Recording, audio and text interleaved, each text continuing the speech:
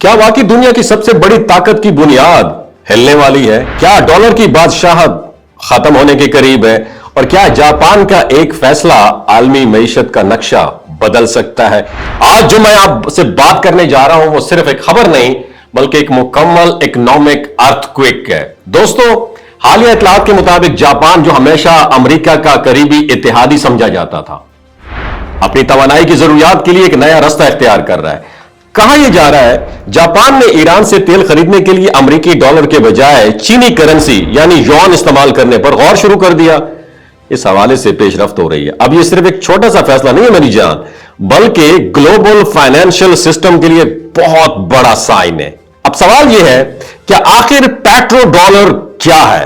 तो आसान अल्फाज में समझते हैं, कई दहाइयों पहले सऊदी अरब और दीगर खलीजी ममालिक ने यह डिसीजन लिया था कि वो तेल सिर्फ अमेरिकी डॉलर में फरोख्त करेंगे, और इस फैसले ने डॉलर को दुनिया की सबसे मजबूत करेंसी बना दिया, क्योंकि हर मुल्क को तेल खरीदने के लिए डॉलर की जरूरत पड़ती थी, और यही वो बेस थी जिस पर अमेरिका ने अपनी इकोनॉमिक डोमिनेंस कायम की। लेकिन अगर आप जापान जैसा मुल्क, जो अमेरिका का ट्रस्टेड एलाय था, डॉलर की बजाय युआन में तेल खरीदेगा, तो यह गेम चेंजर हो सकता है। इसका मतलब यह होगा कि दुनिया आहिस्ता आहिस्ता डॉलर पे डिपेंडेंट कम होने लग जाएगी और अल्टरनेटिव करेंसी की तरफ जा रही है दुनिया।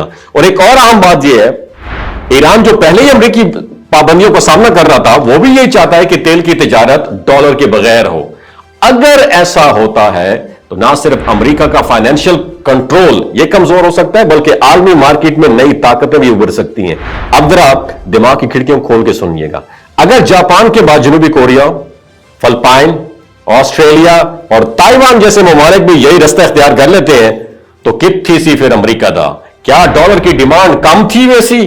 क्या अमेरिका की मईशत पर उसका इंपैक्ट पड़ेगा? और क्या चाइना की करेंसी आलमी सतह पर डोमिनेट बन जाएगी? यही एक और दिलचस्प पहलू भी है। खलीजी ममालिक जो पहले अपनी कमाई का बड़ा हिस्सा अमेरिकी स्टॉक मार्केट और खास तौर पर आर्टिफिशियल इंटेलिजेंस में इन्वेस्ट करते थे, अब वो भी अपनी इन्वेस्टमेंट स्ट्रैटेजी पर नजरसानी कर रहे हैं, क्योंकि जियोपॉलिटिकल टेंशंस बढ़ रही हैं और हर मुल्क अपने बेनिफिट, अपने मफाद को फर्स्ट प्रायोरिटी दे रहा है। तो जापान का यह कदम हमें क्या बताता है? क्या बताता है? तुसी दसो ना।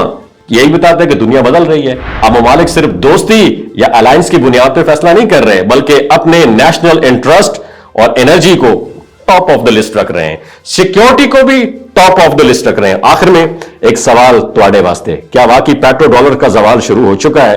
क्या हम एक नई आलमी मईशत की तरफ बढ़ रहे हैं, जहां एक नहीं बल्कि कई ताकतें होंगी? ये तो फिर वक्त ही जवाब देगा। लेकिन एक गल लाजमी है, यही तब्दीली आनी पई है ना, वो खामोश जरूर है मगर बहुत गहरी है। नीचे कमेंट सेक्शन में अपना एक्सपीरियंस जरूर शेयर कीजिएगा और वीडियो शेयर जरूर कीजिएगा दूसरों के साथ।